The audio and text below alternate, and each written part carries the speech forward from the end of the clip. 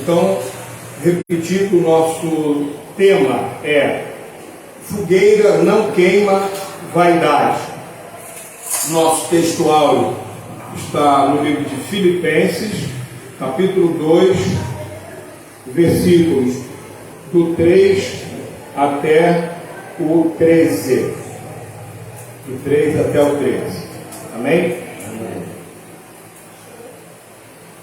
Para você que está nos assistindo pela internet, nós estamos transmitindo essa live pelo Facebook e nós temos também o nosso canal no YouTube chamado A Igreja Sem Paredes, Paredes com S, tá bom? Eu sou o pastor Louro Tchaikovsky, estamos na Igreja Evangélica Assembleia de Deus, Ministério Pavuna, em Angra dos Reis.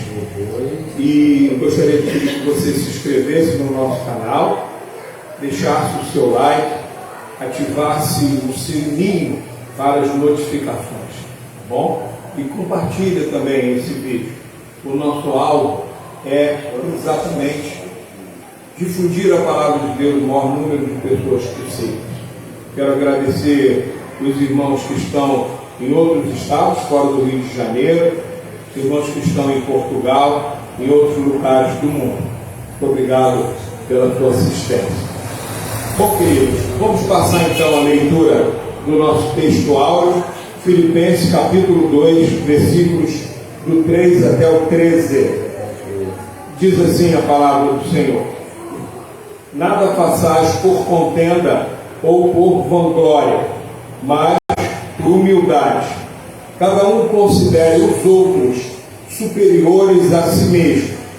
Não atente cada um para o que é propriamente seu, mas cada qual também para o que é dos outros. De sorte que haja em vós o mesmo sentimento que houve também em Cristo Jesus, que, sendo em forma de Deus, não teve por usurpação ser igual a Deus, mas aniquilou-se a si mesmo, tomando a forma de servo, fazendo-se semelhante aos homens, e, achado na forma de homem, humilhou-se a si mesmo, sendo obediente até a morte, e morte de cruz, pelo que também Deus o exaltou soberanamente, e lhe deu um nome, que é sobre todo o nome, para que ao nome de Jesus se dobre todo o joelho dos que estão nos céus, na terra e debaixo da terra, e toda língua confesse que Jesus Cristo é o Senhor, para a glória de Deus Pai. De sorte que, meus amados, assim como sempre obedecestes, não só na minha presença, mas muito mais agora na minha ausência, assim também operai a vossa salvação com temor e tremor, porque Deus é o que opera em vós, tanto querer como o efetuar, segundo a sua boa vontade. Até aqui. Aleluia. Amados, o título da nossa mensagem: fogueira não queima vaidade. Por que esse título? Em 7 de fevereiro de 1497, olha só, 1497, então há muito tempo atrás, no século XV ainda, os defensores do padre Girolamo Savonarola, um padre italiano, queimaram publicamente objetos cosméticos, livros e obras de arte em Florença, na Itália, no último dia de carnaval. E por que eles queimaram isso? O nome dessa fogueira se chamou a Fogueira das Vaidades. Por quê? Porque, segundo alguns defensores desse padre, a queima desses objetos influenciava nas pessoas. Por quê? Porque eram objetos causadores de pecado. Tá? Objetos causadores de pecado. Então, eles acreditaram que queimando aqueles objetos, então as pessoas elas ficariam livres da vaidade. Muito bem. Isso foi feito em 1497. Agora, certamente, essa fogueira, ela queimou aqueles objetos, livros, cosméticos, espelhos, uma série de coisas. Mas, a pergunta é, será que essa fogueira que queimou esses objetos, roupas, enfim, quadros, será que essa fogueira ela queimou a vaidade do coração daquelas pessoas? Não é? Então, é uma pergunta. E como nós, hoje, no século XXI, podemos vencer a vaidade sem fogueira? Estão entendendo? Lá eles pensavam, poxa, esses objetos de espelho, a pessoa fica se olhando toda hora, cosméticos, as mulheres ficam se maquiando, isso aí estimula a vaidade, então vamos queimar os objetos, porque queimando os objetos não tem vaidade. Só que a vaidade, ela não está no objeto, ela está no coração da pessoa. Então, nós vamos ver nessa noite como nós podemos vencer a vaidade. Tá? Muito bem. Esse texto que nós lemos é um texto bem extenso. Foram dos versículos 3 até o versículo 13. Nós vamos fazer aqui alguns comentários em alguns versículos, algumas abordagens, que eu gostaria que você prestasse bastante atenção. O texto começa dizendo no versículo 3: nada façais por contenda ou vanglória. Então, contenda ou vanglória. O que é a vanglória? Vamos pensar um pouquinho. Às vezes a gente já pode até ter ouvido essa palavra, não é muito comum, vanglória. A Bíblia está dizendo, nada façais por contenda, ou seja, por briga ou por vanglória. Então, vanglória o que é? É presunção, é vaidade exagerada. É errado a pessoa não ter vaidade, melhor dizendo. Que grau que deve ser essa vaidade? Veja só, a psicologia e outras ciências ensinam que nós temos que ter amor próprio, nós temos que ter a nossa autoestima elevada. Por quê? Porque senão, se a gente, com qualquer coisa, nós nos abatermos, a gente corre o risco de entrar em depressão. E nós já falamos sobre depressão aqui em outras mensagens. Tá? Então a autoestima, ok. Você se valorizar, ok. Principalmente você que serve ao Senhor. É importante? Sim, é muito importante. Agora nós estamos falando de vaidade. A vaidade é uma espécie daquilo que sobrou do sentimento de zelo que você tem que ter. Uma pessoa, quando ela está caminhando para o estado de depressão, primeira coisa que ela perde é a vontade de fazer, a sua higiene corporal. Ela não quer mais tomar banho, ela passa a não se cuidar mais, o cabelo fica de qualquer maneira, a barba, se é um homem, fica sem fazer, né? E não troca de roupa, e vai ficando. Por quê? Porque aquela pessoa, ela começou a entrar num estado em que a sua mente não está mais valorizando o indivíduo. Então, aí não se alimenta direito. Ou então, ao contrário, a pessoa começa a comer querendo se matar de comer. Então ela vai comer uma pizza, em vez de comer uma fatia, duas, ela come uma pizza inteira. E depois, terminou aqui, ela vai comer um feijão com arroz, vai comer, enfim, o que tiver pela frente. Por quê? Porque há um desequilíbrio. Tá? Então nós temos sim que ter zelo por nós. A Bíblia diz que o nosso corpo, daqueles que são salvos em Jesus Cristo, é templo do Espírito Santo. E nós não podemos destruir o templo do Espírito Santo. Temos que cuidar sim da nossa saúde. E saúde não é só a saúde física, é a saúde mental, a saúde emocional, que está também ligada à saúde mental, e à saúde espiritual. Muita gente não se toca nisso.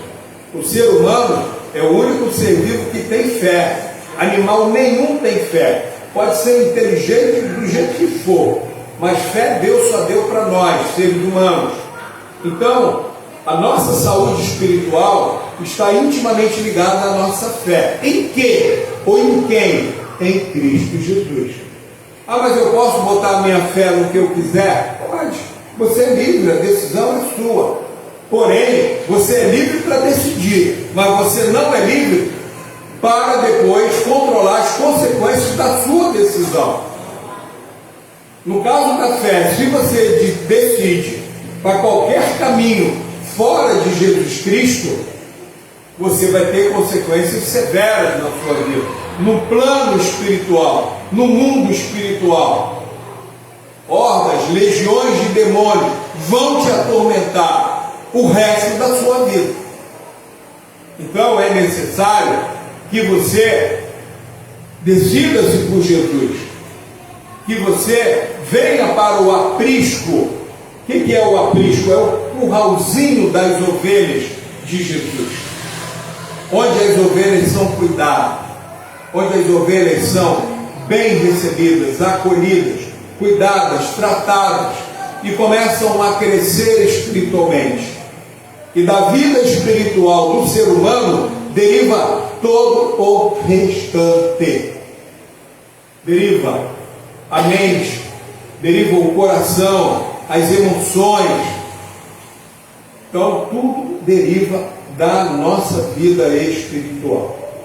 E nós não podemos esquecer nunca de uma coisa, amados.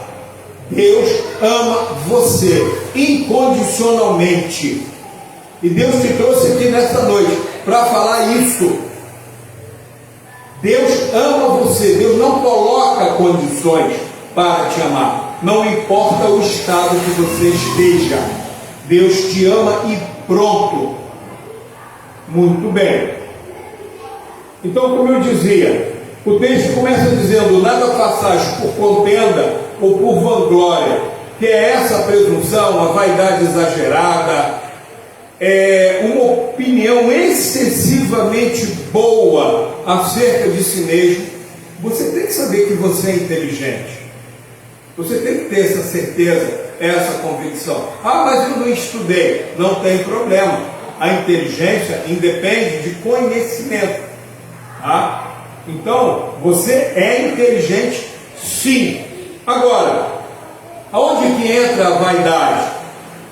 É aquela opinião excessivamente boa acerca de si mesmo. Ou seja, a pessoa começa a se achar melhor que as outras.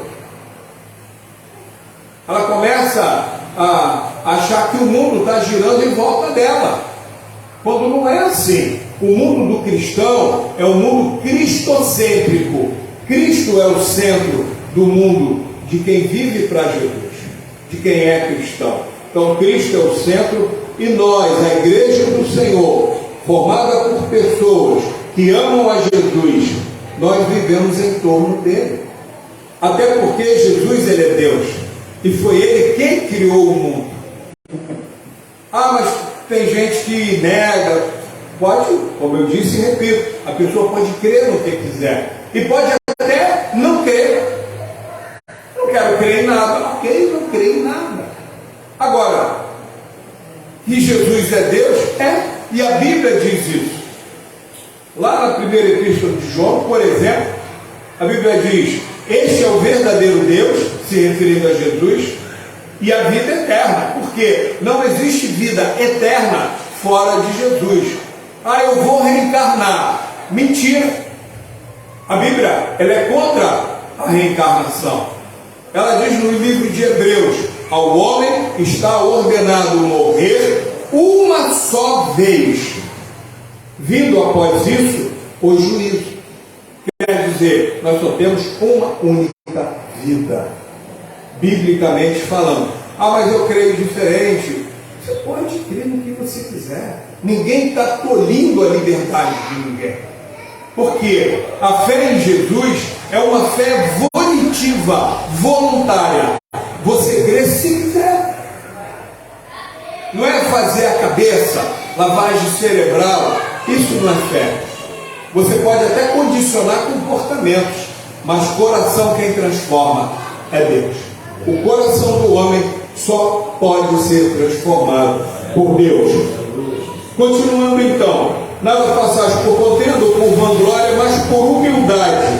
Cada um considere os outros superiores a si mesmo. Querido, isso é muito difícil. Algumas pessoas usam uma expressão que é: não meça os outros com a sua vara.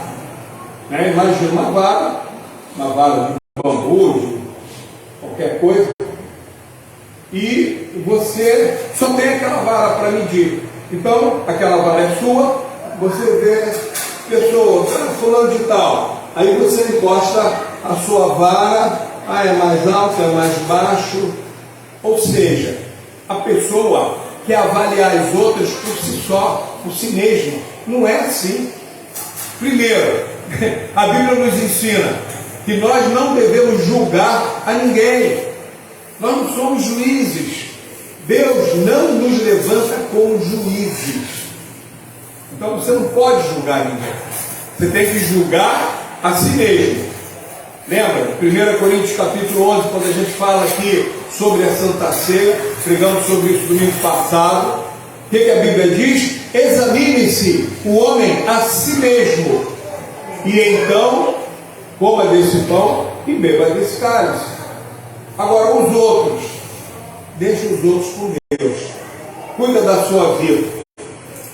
Entende? É difícil isso, irmãos. Por quê?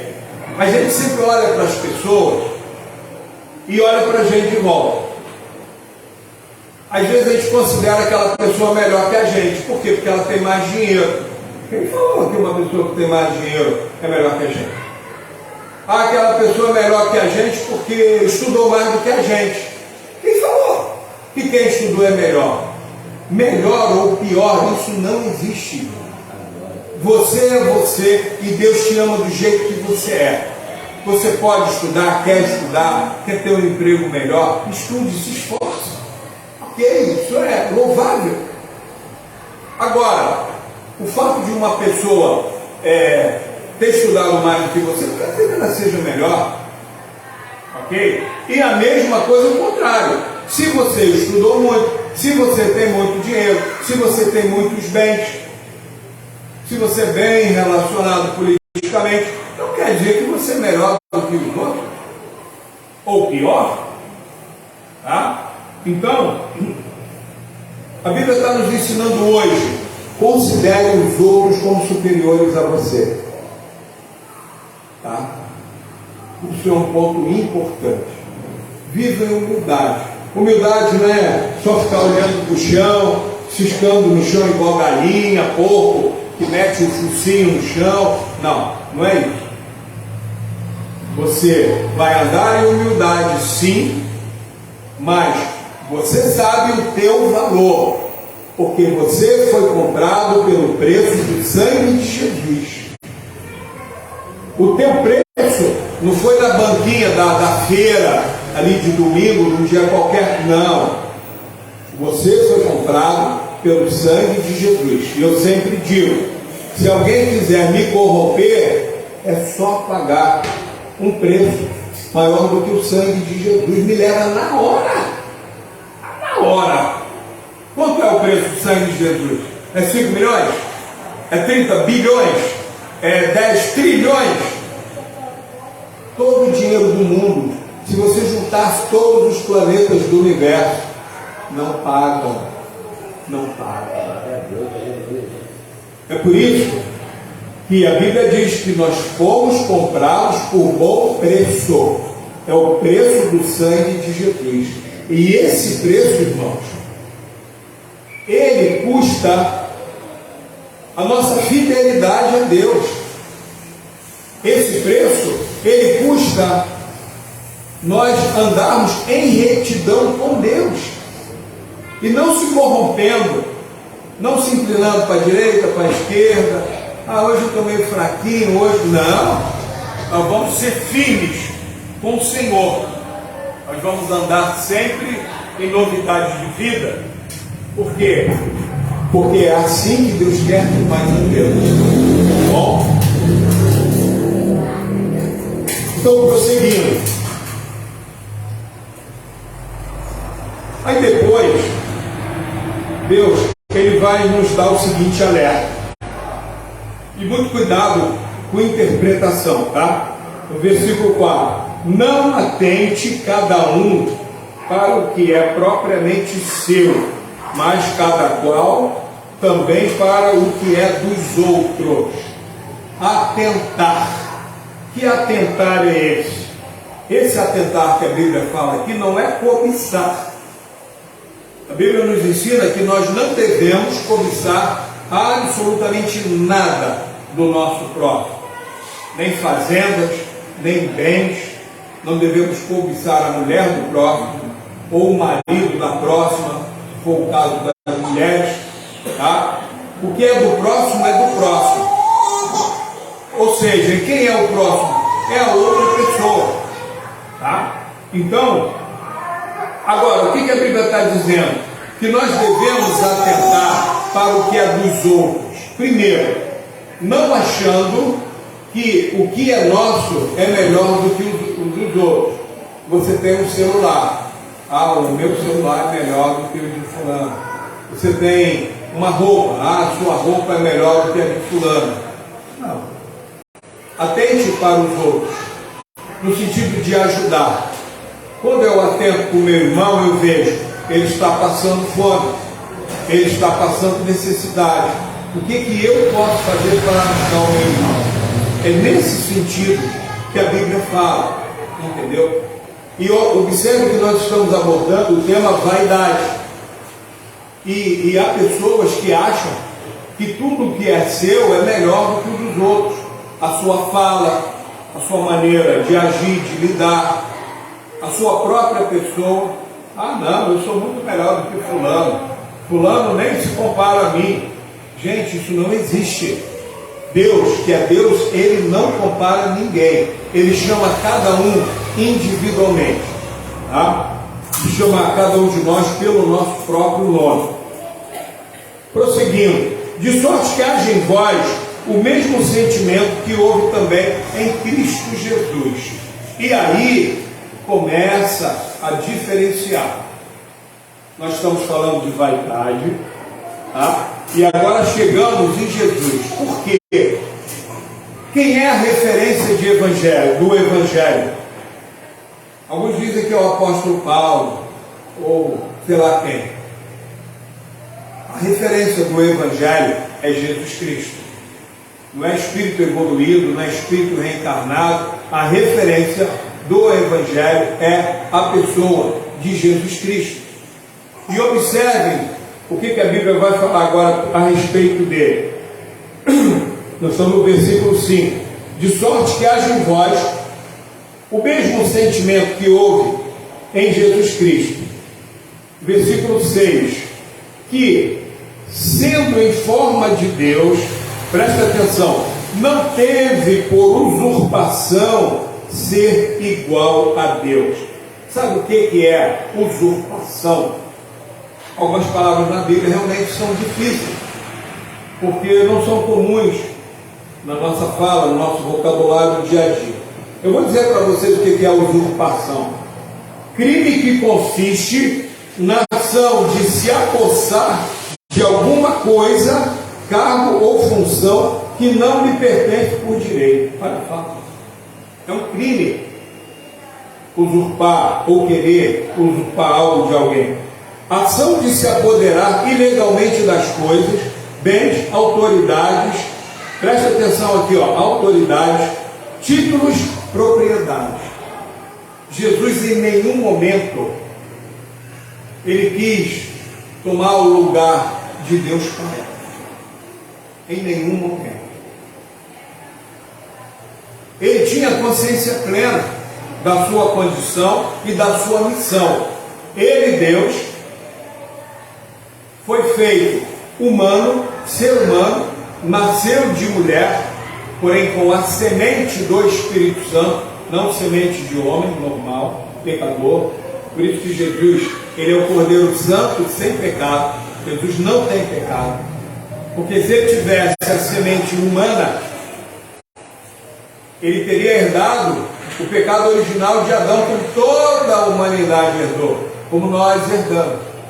Por isso que a Bíblia diz: todos pecaram e estão destituídos da glória de Deus. No caso de Jesus, não.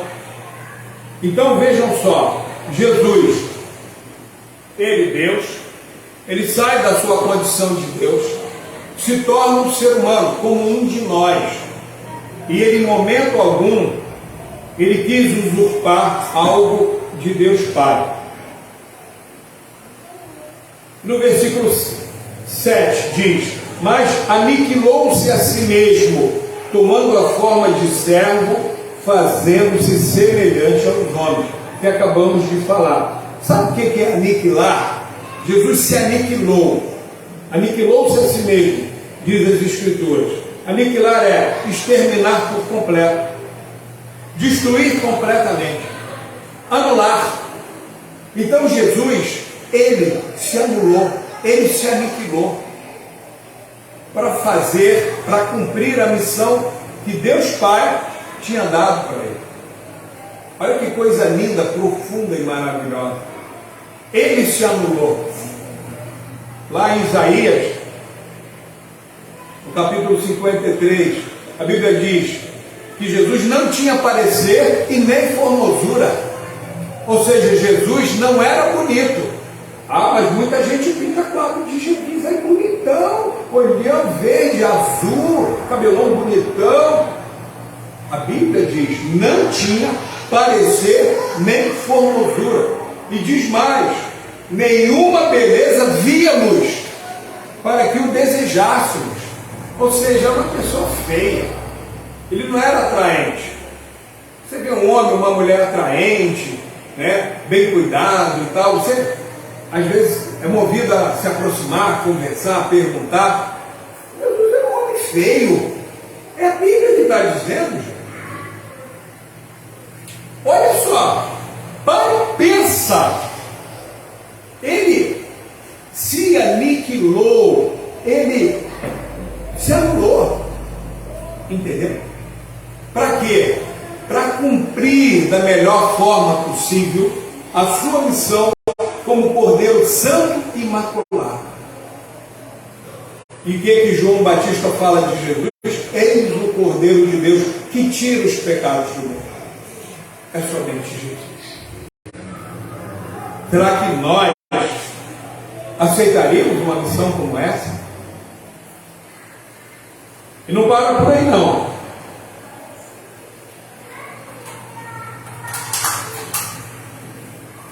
Versículo 8: e achado na forma de homem, humilhou-se a si mesmo, sendo obediente até a morte, e morte de cruz.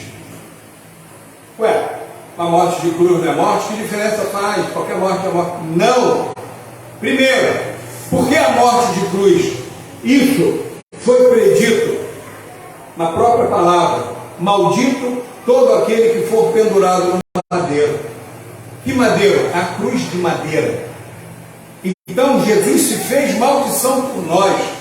E lá atrás, com Moisés no deserto ainda, num dado momento, as pessoas começaram, o povo de Israel andando pelo deserto, começaram a ser picadas por cobra. E o que Deus determinou que Moisés fizesse? Que levantasse um símbolo na forma de uma serpente, e quando aquela pessoa que fora picada por uma cobra olhasse, ali ela ficava curada. O veneno não matava aquela pessoa. Essa cobra que foi levantada, essa cura que foi feita, ela tipifica o sacrifício de Jesus na cruz do Calvário. E o próprio Jesus, ele diz: quando eu for pendurado no madeiro, a todos atrairei a mim. Ué, mas nem todo mundo é crente. Que negócio é esse de a todos atrairei a mim? Queridos, vejam só. Haverá o dia do juízo final. Então, quem está negando Jesus agora, dá de ombro, esse negócio de Jesus é bobeira e tal, está negando agora. No dia do juízo final, os grandes, os pequenos, todos, os que estiverem vivos, os que já tiverem morrido, vão ressuscitar e vão ser colocados diante do Senhor. Quem não crer em Jesus como Senhor e seu Salvador pessoal, e vão estar diante do Senhor. Quando ele diz a todos atrairei a mim, porque o sacrifício na cruz, ele é um diferencial para aqueles que creem que Jesus é o seu Senhor, o seu Salvador pessoal. Eles terão a vida eterna, morarão com Jesus na Nova Jerusalém. E quem não crê vai estar diante do juízo, ou seja, a todos atrairei a mim, uns para a salvação, outros para a condenação. Isso é evangelho. Isso é evangelho. Ih, pastor, está pegando pesado, não precisa falar muito isso. Precisa, querido, porque isso é a essência do evangelho. Com Jesus, com Bíblia, não se brinca. Você pode caçoar do crente, daquele teu colega de trabalho, de quem quer que seja, tudo bem. Você pode até, se quiser, caçoar do próprio Jesus, tudo bem. Depois você responde para ele. Por quê? Porque a Bíblia diz que todos darão conta de toda a palavra que sair da sua boca. É assim que é. É assim que é. Então, queridos, vejam só. O Evangelho, ele é maravilhoso. Por que ele é maravilhoso? Mas, pastor, o senhor está falando de juízo, de condenação e não sei o que. Como é que é maravilhoso? É maravilhoso porque Jesus está falando para você nessa noite, ou nesse dia, você que está nos assistindo pela internet, que Deus quer te dar um escape. Deus quer te dar um escape. Deus não quer que você seja condenado. Deus está te dando oportunidade, está te mostrando. O que nós estamos pregando aqui nada mais é do que Bíblia. Eu não estou falando aqui de livro de doutrinas e convênios, eu não estou falando aqui de Ellen White, eu não estou falando aqui de ninguém, de nenhum pastor, teólogo. Eu estou falando de Jesus Cristo, eu estou falando de palavra de Deus. Tá? Então, entendam bem isso. Achado na forma de homem, humilhou-se a si mesmo, sendo obediente até a morte e morte de cruz. E mais um detalhe sobre a morte de cruz, tá? A morte de cruz é uma morte diferenciada. Sabe por quê? Tem religião aí que diz que Jesus foi estaqueado e não crucificado. Eles podem crer assim? Pode tudo. Pode tudo, no mundo pode tudo. Agora, se quer seguir a Jesus, tem que crer de acordo com a Bíblia. A Bíblia diz que Jesus foi crucificado. A história da humanidade mostra, revela e prova que Jesus foi crucificado. E por que a crucificação? Qual é a diferença dessa morte para uma outra morte? A diferença é que naquela época, quem era posto na cruz era aquele indivíduo mais deplorável, mais desqualificado. Era o pior que tem. Vamos supor que você pegasse os bandidos, os piores de todos, os marginais, o pior dos piores dos piores, está na cruz. Essa morte na cruz para Jesus foi extremamente vergonhosa. Olha o tanto que Jesus suportou por amor a você, por amor a mim.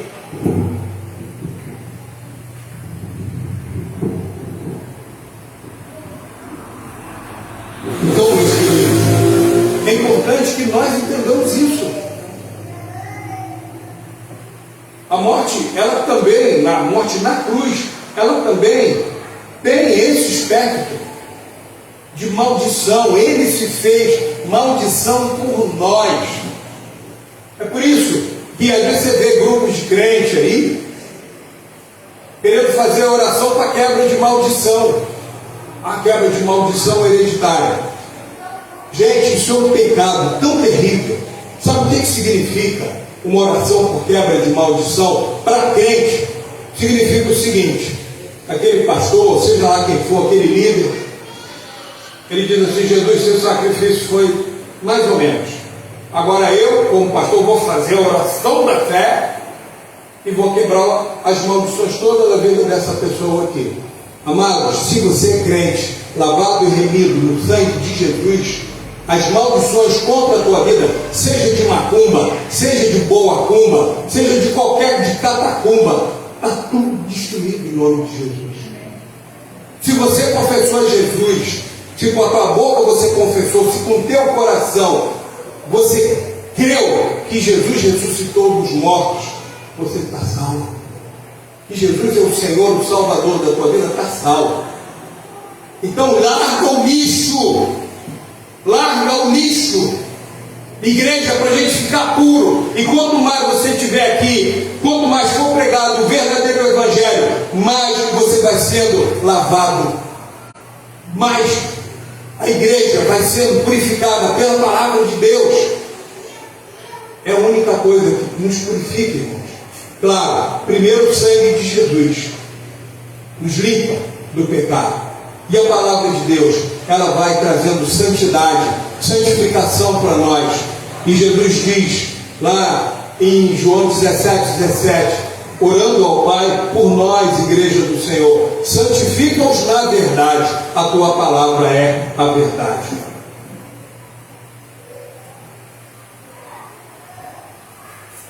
Então observe como tudo isso é de fundamental importância, queridos. Agora olha só, Jesus passou por tudo isso, Jesus se humilhou profundamente, mesmo antes da sua crucificação. Ele foi esbofeteado, ele foi açoitado, falaram palavras desairosas contra ele, foi ofendido, humilhado. Mas olha o lindo da vida cristã. Versículo 9: pelo que também Deus o exaltou soberanamente e lhe deu um nome que é sobre todo o nome. Então, Jesus passou por isso, ok. Deus Pai o exaltou soberanamente. Tá? O que é exaltar? Colocar no lugar mais elevado, erguer, fazer com que se torne grandioso, imponente. É o Rei dos Reis, é o Senhor dos Senhores. Aquele que passou na cruz, que muitos querem mostrar que é um bonequinho que pendura no pescoço, no retrovisor, na parede, sei lá onde. Não, Jesus não é bonequinho, não. Pelo contrário, a Bíblia diz que a idolatria, você querer reproduzir a figura, a pessoa de Deus, é pecado, porque Deus é muito grande, Jesus é imponente, Jesus é excelso. Então a mão humana do artista, seja quem for, não tem condão, não tem a capacidade de reproduzir Jesus. Ele é Deus. Jesus é Deus. Então, queridos, olha quanta coisa maravilhosa. E aí a gente vê o seguinte, tá? A gente vê o seguinte: Jesus, o nosso Rei, o nosso Senhor, o nosso Salvador, ele vai entrar triunfalmente em Jerusalém. E como é que ele entra em Jerusalém? É uma coisa gloriosa, é uma coisa maravilhosa. Olha só o que o profeta Zacarias, no capítulo 9, versículo 9 diz: alegra-te muito, ó filha de Sião. Filha de Sião é Jerusalém.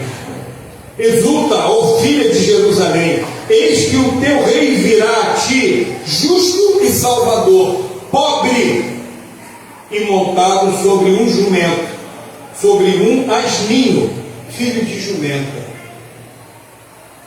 Olha como é que Jesus ele entra triunfalmente. O Rei dos Reis, o Senhor dos Senhores, ele entra montado num jumento. Nem num cavalo. Ele podia entrar num cavalo branco, né? Um cavalo bonitão antigamente. E até nos dias de hoje, os exércitos, pelo mundo afora, eles têm a cavalaria hipomóvel, né? Montada. E antigamente não tinha carro de combate, não existia carro, não existia combustível. Então a cavalaria era em cavalo. Jesus podia ter entrado em Jerusalém com um exército, com cavalos, com estandartes, com um monte de coisa. Mas Jesus, ele entrou montado no lombo de um jumentinho. Estão vendo, queridos? Muito bem. Agora, para a gente encerrar aqui como conclusão, eu quero ler somente 2 versículos que está na continuidade desse capítulo 2 de Filipenses. E diz assim, versículo 14 e 15 do capítulo 2, diz assim: fazei todas as coisas sem murmurações nem contendas. Contendas aparece de novo, apareceu lá no começo da nossa leitura. Para que sejais irrepreensíveis e sinceros, filhos de Deus, inculpáveis, no meio de uma geração corrompida e perversa, entre a qual resplandeceis como astros no mundo. Então, queridos, vejam só, Jesus, ele se humilha, ele toma forma humana, ele é morto na cruz do Calvário, ao terceiro dia ele ressuscita, e Deus o exalta soberanamente, para que o nome de Jesus esteja acima de todo nome, nos céus, na terra e debaixo da terra. E toda língua confesse que Jesus Cristo é o Senhor, para a glória de Deus Pai. Estão entendendo? Ele passou por tudo isso, mas olha como Deus Pai exalta Jesus. Assim, queridos, é a nossa vida cristã. É claro que nós temos a nossa honra pessoal, também já falamos sobre isso aqui em outras mensagens. Nós temos a nossa dignidade como ser humano, como pessoa humana. Agora, queridos, esse mundo aqui é um mundo passageiro para nós. A palavra peregrino quer dizer que você está transitando numa terra que não é a sua. A nossa pátria real é a Nova Jerusalém, a Canaã celestial. A gente fica muito preocupado com as coisas materiais. Temos que nos preocupar, de certa maneira sim. Nós estamos vivendo, temos que trabalhar, temos que cuidar das nossas famílias, da nossa própria vida, como eu falei aqui no início. Porém, os nossos olhos da fé têm que estar fixos em Jesus o tempo todo. O tempo todo. Esse mesmo Jesus, ele fala conosco, lá em Marcos, no capítulo 8, se alguém quiser vir após mim, negue-se a si mesmo, tome a sua cruz e siga-me. Por que isso? Primeiro, negar-se a si mesmo significa que, embora nós tenhamos a nossa honra, a nossa dignidade, como eu falei aqui, mas nós não vamos brigar por coisas fúteis. Quer? Leva, vai embora, toma. Não vou ficar discutindo, não vou ficar batendo boca. A sua religião é melhor do que essa aqui que nós estamos pregando. Ok, a gente se encontra no céu. Vai pelo teu caminho, eu vou pelo meu. O meu caminho é Jesus. E lá no céu a gente se encontra e vamos estar lá, vamos ficar eternamente. Só digo o seguinte: qualquer que seja a tua religião, sendo diferente desta aqui, da Bíblia Sagrada, do Jesus, Filho de Deus, e Deus, Santíssima Trindade, Deus Pai, Filho e Espírito Santo, você tem que inquirir se realmente a tua religião vai te levar para o céu. Você pode crer no que você quiser, tá? Porque alternativas, como eu falei, reencarnação, nada contra os espíritos. Tenho grandes amigos, tenho familiares, amo todos eles. Só que é um caminho errado, eu também já estive lá. É um caminho errado. É contrário à Bíblia. A Bíblia não fala sobre reencarnação. Não fala que salvação é pelas obras. A Bíblia diz que a salvação é pela graça mediante a fé. E isso não vem de vós, é dom de Deus. Não é pelas obras, para que ninguém se glorie. Isso está lá em Efésios, no capítulo 2. Nós não estamos discutindo aqui. Nós estamos simplesmente mostrando qual caminho de Jesus. Ah, não quero Jesus. Ok. Vamos continuar sendo amigos. Vamos continuar conversando, compartilhando, sem problema algum. E nos respeitando. É claro que eu vou ficar com o meu coração triste se você escolher um caminho diferente do caminho da Bíblia. Ok? Mas tenho profundo respeito por você. Porque nem todo tempo na minha vida eu andei nesse caminho.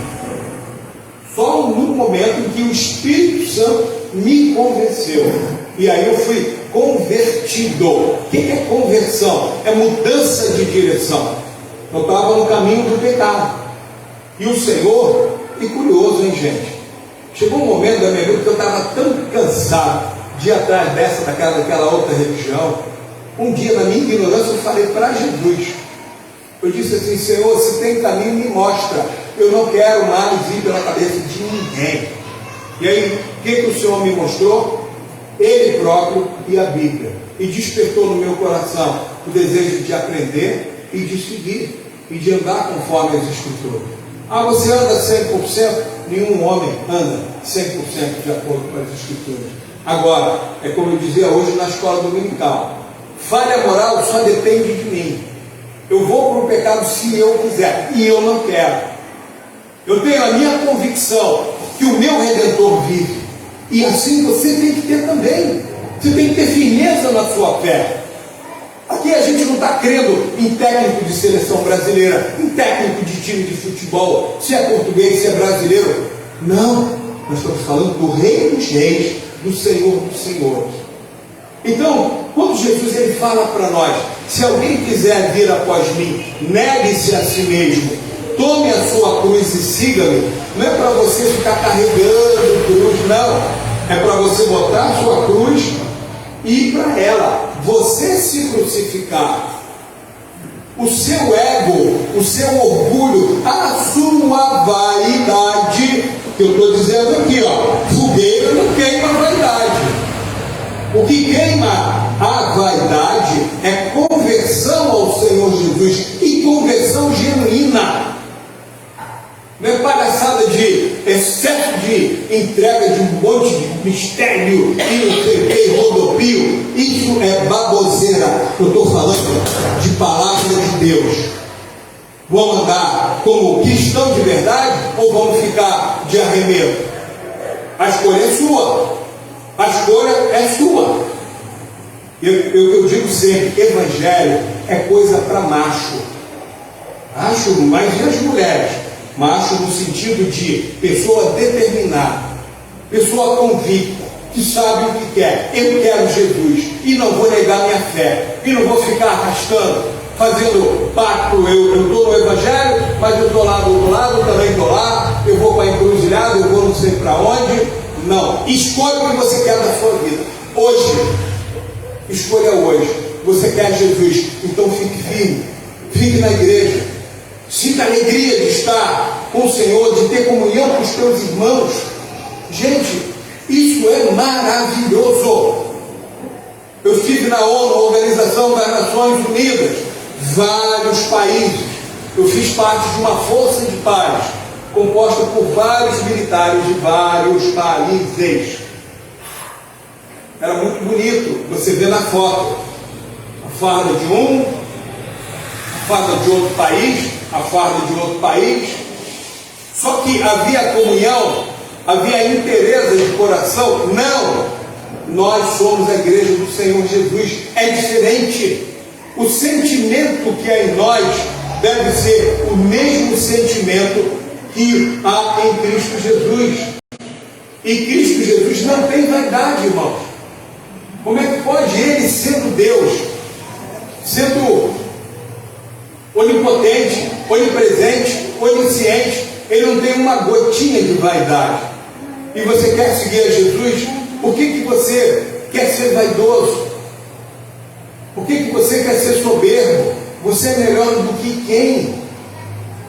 Gente, uma dor de dente nos afasta de qualquer atividade, uma dor de ouvido. Nós, seres humanos, nós somos muito sensíveis. Nós dependemos da graça de Deus para absolutamente tudo.